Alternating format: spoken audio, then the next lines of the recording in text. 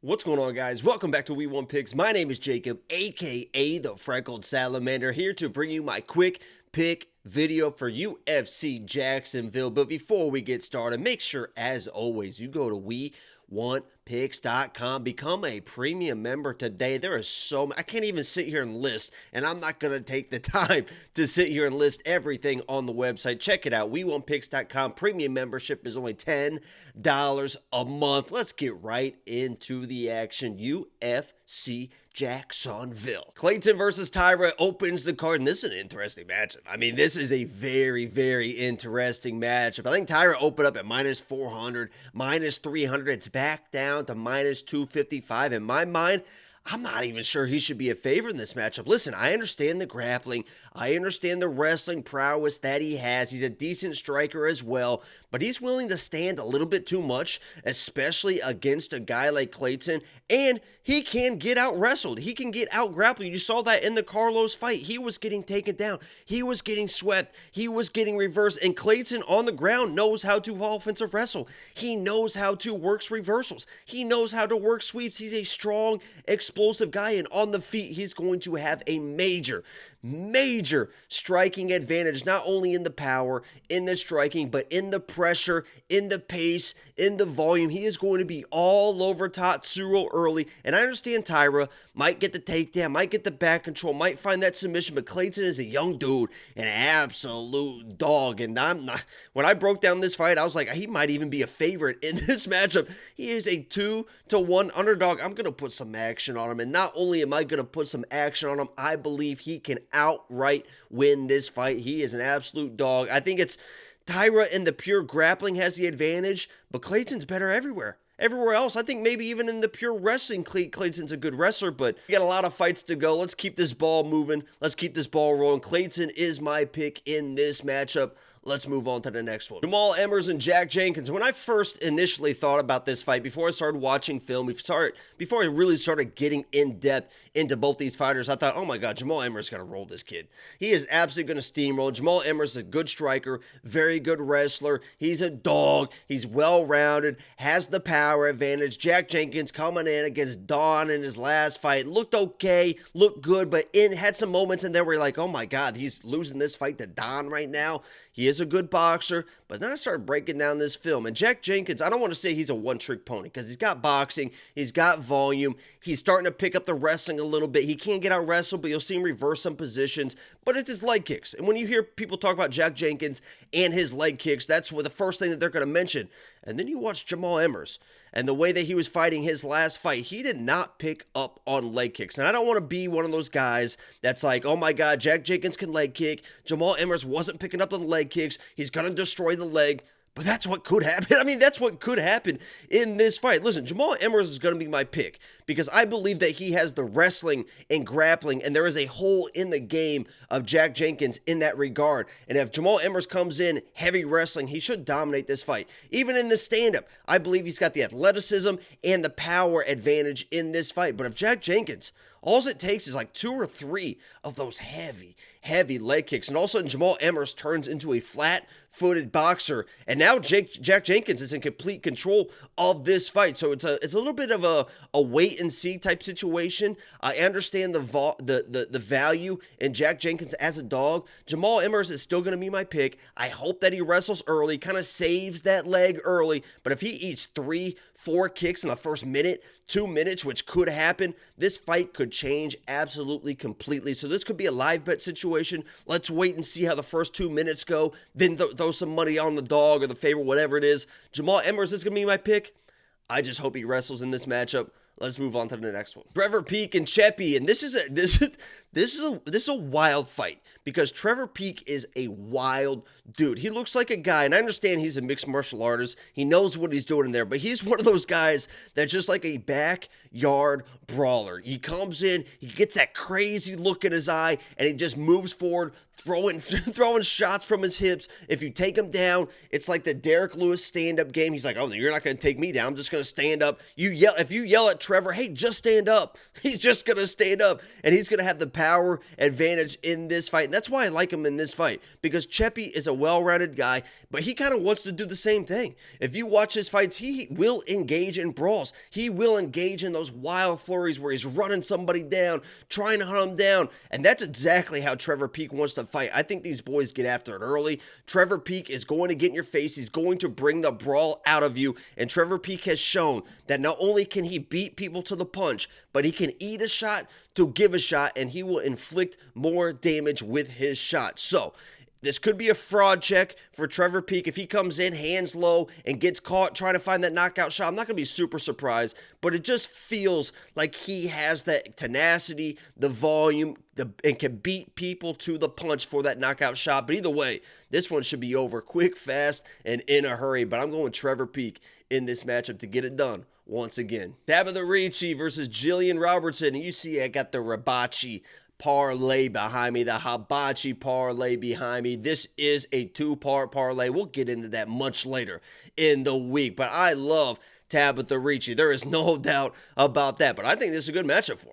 I think this is a good matchup for her. Jillian Robertson and Tabitha. Listen, on the feet, it's pretty much a wash. Neither one of these girls are super dominant on the feet, look good on the feet. Both these girls want to be on the ground. The difference is, and the biggest difference in this fight is Jillian is way too accepting of being on her back. She is so resilient, or she is so needs the fight on the ground. She will pull guard. Against that fight against Piera, I mean, we were 32 minutes into that fight.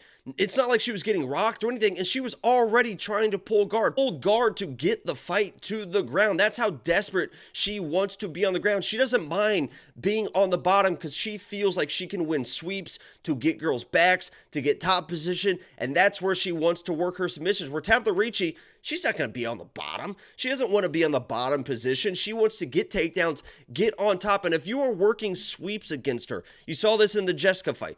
If she feels like you're about to work a sweep on her, grab a leg, try to do something weird, she will just back out of the position, get you back to your feet, or work to get top position once again. She has no issue with just avoiding all sweeps, going back to the feet, resetting, or kind of just standing up and then going back into your guard to control positions and work submissions from the top. She does not want to be on the bottom. I think that's the difference in the fight. I think Ricci is the better wrestler and wants to be on top and will not accept bottom positions, where Jillian will accept bottom positions, try to work sweeps that I don't think she can get against a girl like Tabitha Ricci. She is so strong in these positions, and she knows what the hell she is doing. I mean, she is a high-level black belt as well, so give me my girl Tabitha Ricci in this matchup. I'm a little bit biased, but I think that she can get it done easy peasy, lemon squeezy. Let's move on to the next one. REBECKI versus Loic. And I understand REBECKI's got the record, and he's got all these wins. I don't think he's lost since 2013 or whatever. I'll be honest, when I'm watching this guy REBECKI fight, he's tough, he can hit hard, he can wrestle, but nothing really jumps out where he's like, oh my God, he does this really well. Listen, he's got a concrete head. He swings heavy. He's one of those old school kind of wrestling brawlers. He will get takedowns when he needs to get takedowns, but he was fading, and he was fading hard in his last matchup. And what I saw with Loic is he can kind of do the exact same things that REBECKI can do, except I believe that he can hit harder, and he's got a much better gas tank, and he is much more resilient inside of a fight. So basically that comes down to the breakdown. I believe that Loic can hit harder in the stand-up. Neither one of these guys are super technical strikers. They're both kind of brawling styles, but Loic seems a little bit faster, hits a little bit harder, doesn't slow down as much, and has the exact same wrestling in my mind as REBECKI in this matchup. So yeah, I'm going to take Loic at the dog odds for somebody that can hit harder and has the better gas tank and probably can get more takedowns from REBECKI as well. So I understand all the prowess and all the accolades and the record that comes with REBECKI in this matchup. Nothing to me jumps out on film that he's an overly dominant guy. I like Loic in this matchup with the wrestling and the power. I think he can get this done. It's probably going to be a decision fight. I don't know if he's going to find a finish. Both these guys are super tough, but I'm taking Loic in this matchup. Randy Brown versus Wellington Turman, and this is going to be, I think, a little bit of a more interesting matchup than people think. You saw the striking start to come alive with Wellington in his last fight. He's a grappler's heart, right? He's a jiu-jitsu guy, a grappler. He wants to be on the ground, get your back, backpack you. But you can see, I mean, I think the camps with Glover, with Alex Pereira, I think all these camps are starting to pay off for Wellington because it looks like his striking is really, really improving. But in this matchup, that's probably a bad thing. I mean, for him to come in against a guy like Randy Brown and think that you can stand with him in the striking is probably going to be a bad situation because Randy Brown, as we know, super long guy, can snipe you at range, keeps the range really, really well, but he knows what he's doing on the ground as well. So I don't think Wellington's going to come in and shoot takedowns and take him down and get his back. Randy Brown knows what he's doing on the ground. He's a long guy. This is probably going to be a situation where Wellington's going to have a little bit of success early with the hands, touch, jab. Randy's going to land the big shot. Wellington's going to kind of panic wrestle, panic grapple. I hope that Randy just kind of stands up back to his feet, strikes him again. But if he wants to go to the ground too, Randy is a long guy on the ground as well. But I love Randy Brown in this matchup. I think Wellington's improving. His striking's improving, but against a guy like Randy Brown with his range, with his length, with his power, it's probably going to be a bad news. The odds reflect that. Give me Randy Brown in this matchup. Justin Tafa versus Austin, and this is a little bit of an interesting matchup, I would say, just because of the length of Austin. But the issue is, and this is a heavyweight matchup, anytime you get a heavyweight matchup, especially with a knockout guy like Justin Tafa, anything can happen in this match. It could be slow. It could be a decision. Tafa could knock him out early. Tafa could get knocked out. But when I watch Austin, and I understand he's a long guy, he's a tall guy, he got a ground and pound TKO. I don't think he's going to be taking down Justin Tafa, but he doesn't really use his length. He'll use his length in the striking, but when he really wants to strike, when he really wants to kind of come in and land that big shot, he kind of blitzes in. I mean, he will blitz in to get inside the pocket, and that's exactly what Justin Tafa wants people to do. They want you to blitz. You saw that against Parker Porter as well. Parker Porter did kind of the footwork to get inside the land shots, walked right into a big shot. I think the same thing happens here to Austin. He's a long guy, a big, tall guy, but he kind of blitzes in to kind of get in the pocket to throw combinations and to land his power. He doesn't really snipe from the outside, and when he crashes in for those exchanges, Justin Tafa is probably going to be waiting with that big shot. Nothing would surprise me in a heavyweight matchup. I mean, in my mind, you should stay away from them completely, but if you want to play KO props on Justin Tafa, I get it. You know, I absolutely get it. He's going to be my pick in this matchup, but I'm going to stay away from it probably completely with my money. Justin Tafa, let's move on. Zhalgas versus Joshua Van. And this is an interesting matchup because Joshua Van is a super talented kid. I mean, he is only like 21 years. 2 years ago, I think it was 2 years ago, he was an amateur fighter. Now he's on a UFC Jacksonville in front of a live crowd against an experienced guy.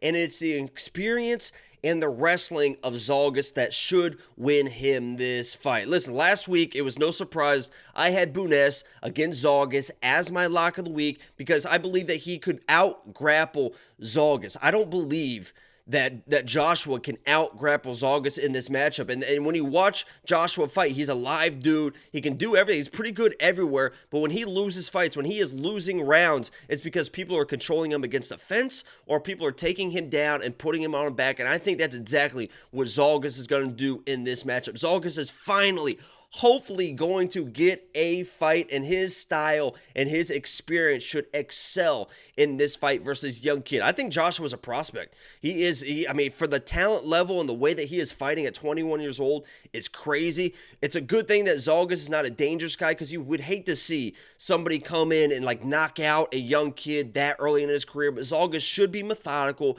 get to his hips, close the distance, hold him against the cage, get some takedowns, work it in, get his back, those type of situations. I think the experience and the wrestling of Zhalgas is going to be a little bit too much, but I like this Joshua kid for the future. Just get him a little bit better matchup for his next fight, but Zhalgas should get it done. Let's move on to the next one. Neil Magny versus Philip Rowe. And originally I was like, you know what? I think Neil Magny with the experience should be able to get this fight done. Philip Rowe against Nico was kind of fading in that fight until he turned it around. He was my lock of the week. One of the greatest lock of the week finishes of all time. Looked like he was down and out in that third round, came around, got the finish in the third round. I went absolutely crazy. And what I saw in that matchup, when the difference in this fight, and Neil Magny, I know how Neil Magny wants to fight, right? He's going to back up. He's going to back up. He's going to get against the fence. He's going to invite you to the fence, and then he's going to grab you. He's going to clinch you. He's going to get dirty. He wants to get takedowns off the fence. He wants to get elbows and knees, and he wants to be a dirty boxing, take you to the ground type of fighter. But the issue is, against a guy like Phil Rowe, when he gets you back against the fence, when your back is against the fence, he'll just box you. I would hope and pray, and I don't think he will, I would hope and pray that Philip Rowe is not going to engage in the clinch of Neil Magny. He's going to stand there, and he's going to box you. And Phil Rowe is a very good boxer and has really good power at the end of his punches. He doesn't need to be in tight phone booth boxing. He will just stand, pop, pop, pop, pop, throw combinations from the outside when your back is against a fence. And I believe that Phil Rowe is going to come in, walk Neil Magny down, and really hurt Neil Magny early against the fence with his crisp boxing and the way he can throw power at the end of his shots. But if this starts turning into a typical Neil Magny fight of a lot of clinching, a lot of groundwork, and that type of stuff, he can easily break down a guy like Phil Rowe, as he's done in the past to many opponents. But I think Phil can walk him down, get him against the cage, not engage in the clinch, and just pop, pop, pop, touch, touch, touch. When he goes to reach,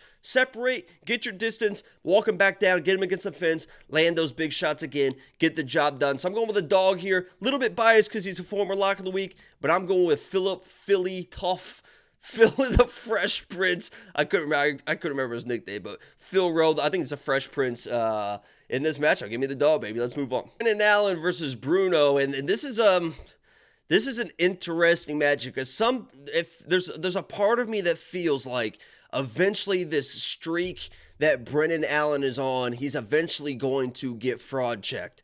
Now, I believe he's the better fighter in this matchup. Overall, better fighter. He's a better striker overall. He's better on the ground. He's a better wrestler. So I understand the odds in this matchup. But Brendan Allen does get hit. He's not a super powerful guy. And Bruno is a super powerful guy. When he hits you, he does and tends to hurt people in that matchup. So if Bruno comes in first round, is boxing with Brendan Allen and lands a big shot and hurts Brendan Allen and gets him out of there, I'm not going to be super surprised. If I was Brendan Allen in this matchup, strategy would be wrestle early. I don't even care if you're getting takedowns or not. Let's get on his hips. Let's make this guy work. Let's wear him down because we've seen Bruno Silva get worn down. And as a power puncher, and he's not a super technical power puncher, he is a looping, aggressive power puncher. Once you get him worn down, those shots are going to be a little bit more looping, a little bit slower, a little bit more, methodical with his shots. And you can wear down this guy. And now the danger is gone. And now you can be Brendan Allen. You can come in, you can box, you can throw your strikes, you can mix in another takedowns, you can try to get back control. But if I was Brendan Allen, to avoid the power early, get that pop out of his hands, I would be wrestling the first 2.5 3 minutes of that fight, and then you can start working in some shots, working that jab, pop, pop, pop, wear him down with your striking, get this fight to the ground, and then finish it where you know how to finish it. But the issue is sometimes with Brendan Allen is he thinks he is a better striker than he is. He's a good striker, but he thinks he has more power than he is. He trusts his chin a little bit too much, so he could get in trouble early in this matchup, but he is the better overall fighter in this matchup. I'm a Brendan Allen fan. I've picked him in a lot of fights. I'm going to pick him here still. I hope that he wrestles early, gets his fight to the ground. That's where he excels. He's a good striker, but he excels on the ground. You saw that in the last matchup. I hope that he goes wrestle, and then start doing whatever he wants in the fight. So I'm going Brendan Allen in this matchup.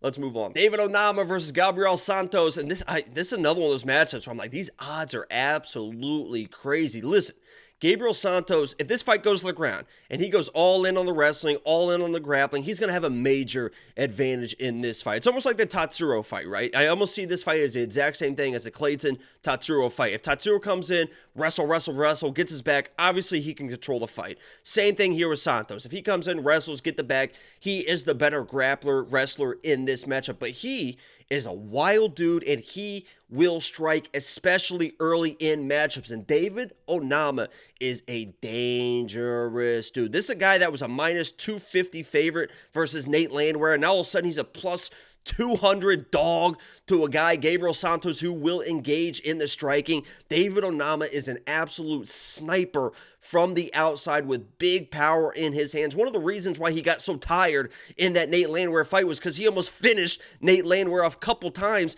in the first round of that fight, dropped him a couple times. He has real power, and I think Gabriel's going to come in, engage in the striking early, and get hurt. Whether he's able to survive, because both these guys are tough dudes, I think that this could absolutely end up being the fight of the night. They're both absolute dogs.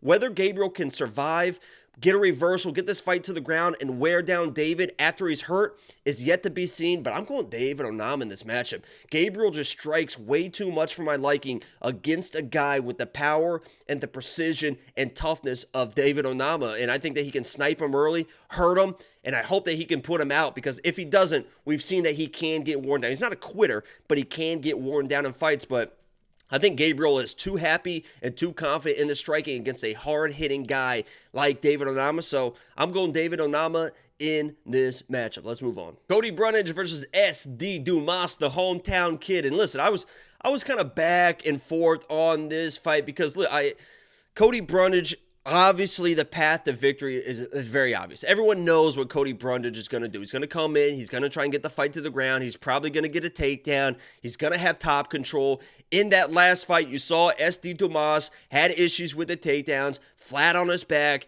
but you rewatch that fight, had a little bit of reversal, got back to his feet against Josh Frem.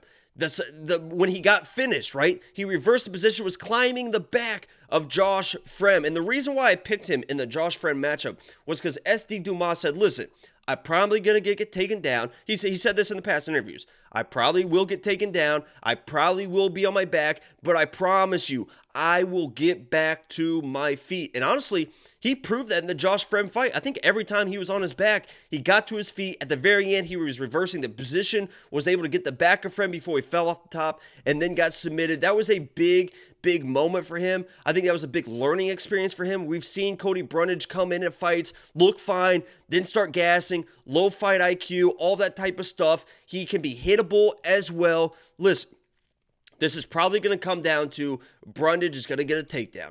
I don't think that Brundage is going to finish SD Dumas on the ground. I think SD Dumas is going to get back to his feet, and on the feet, he has a major striking advantage against a guy who will throw wild. I mean, Cody Brundage is kind of I don't want to say he's an idiot inside the octagon, but he does some wild stuff in there. Some telegraph shots, some wild right hands, and I'm going to go with the underdog here. I'm going to go with the kid in his hometown in Florida, in front of the live fans, a big moment for him. I think it's a big opportunity against a hittable guy and a guy that isn't necessarily a finisher on the ground. So yes, SD Dumas might be flat on his back in the early part of the rounds, but he said before, and he's backed it up, I will get back to my feet. I think he's going to get back to his feet and punish this guy, Cody Brundage, who is now a minus 200 favorite after opening up as a dog against SD Dumas. I'll probably put some action on SD Dumas in this fight. We'll see how it plays out. We'll be live here Saturday enjoying the fights.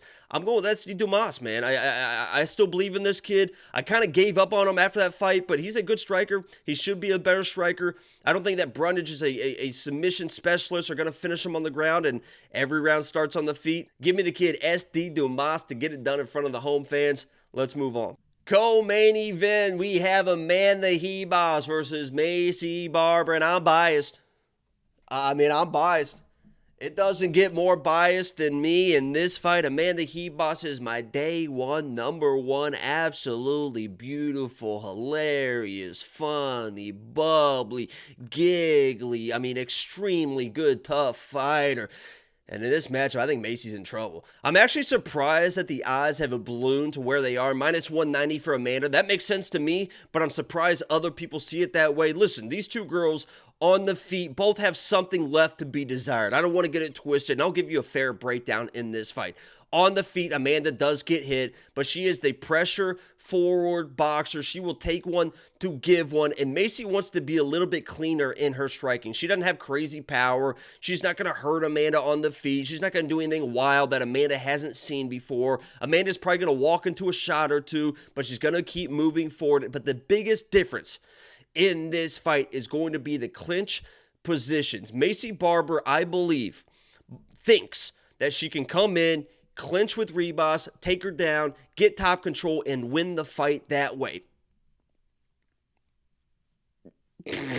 not gonna happen. No, I mean that's not gonna happen. That's not gonna happen. If she gets in a clinch position with Amanda Ribas, my girl Amanda Ribas is gonna take her. She's gonna pick her up overhead. She's gonna slam her down, maybe straight into an armbar like Demetrius Johnson. She is going to do nasty, disgusting things to Maycee Barber in this fight. If it gets into a clinch position or on the ground, she is just way too skilled in her judo and in her jiu-jitsu, and Maycee Barber is in big trouble if Amanda ever gets her hands on Maycee Barber. If Maycee Barber wants a shot in this fight, she needs to fight Amanda Ribas like Caitlin Chukagian fought Amanda Ribas, and that is point and run, point and run, point and run. Because if she gets your hands on you, she will out-tough you, she will judo throw you, she will hip toss you, she will get this fight to the ground, she will get on top of you, and Amanda Ribas' top control is very good, and she is an aggressive grappler as well. So, to no one's surprise in this matchup, I'm going to Amanda Ribas all the way. The other half of the hibachi parlay, she is going to get her hands on Maycee. She is going to fraud, check, and expose Maycee Barber. She's going to pick her up. She's going to slam her down. She might armbar. She might get her back. She might submit her. But I like Amanda Ribas inside the distance. Maycee Barber is no issue for my girl. She's going to be the champ one day. Give me Amanda Ribas in this matchup. Let's move on to the main event. Main event time, we got Josh Emmett versus Ilia Topuria, and I am also a little bit biased, actually, against Ilia Topuria. Obviously, he finished, allegedly finished my guy Ryan Hall, even though we all agree that was an early stoppage on Ryan Hall. You could tell Ryan Hall was about to reach under, get the heel hook like he always does. Ryan Hall basically had Ilia exactly where he wanted him in that fight, and all of a sudden the fight was stopped. It's like, what's going on here? Ryan Hall was about to finish this fight. So, a little bit biased against Ilia Topuria, but he's the real deal. This guy is the absolute real deal. He's got the wrestling, he's got the striking, he's got the toughness, he's got everything. But the biggest part about this fight is going to be Josh Emmett and his age and that weight cut, man. This guy cuts a ton of weight. Now, 38 years old now. 38 years old, cutting that much weight. He is going to be in a world of hurt with a guy that's got the pace, the pressure, the striking, the power, the wrestling of Ilia Topuria in this fight. I've been trying to find ways where I think that Josh Emmett can win this fight. And I understand he's going to be live, right? He's got the big right hand, the big telegraphed right hand, right? He fakes the level change. He throws the overhand over the top. And if it lands, we've seen Ilia getting dropped before.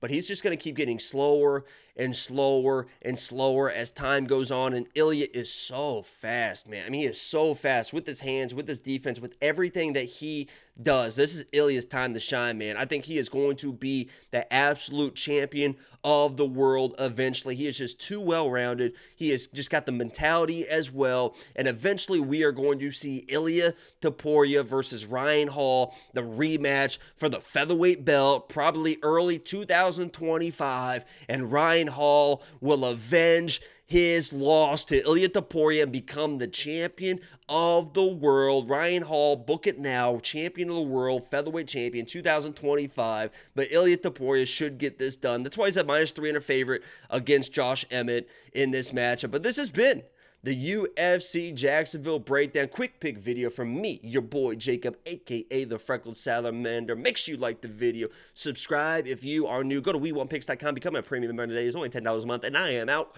Peace.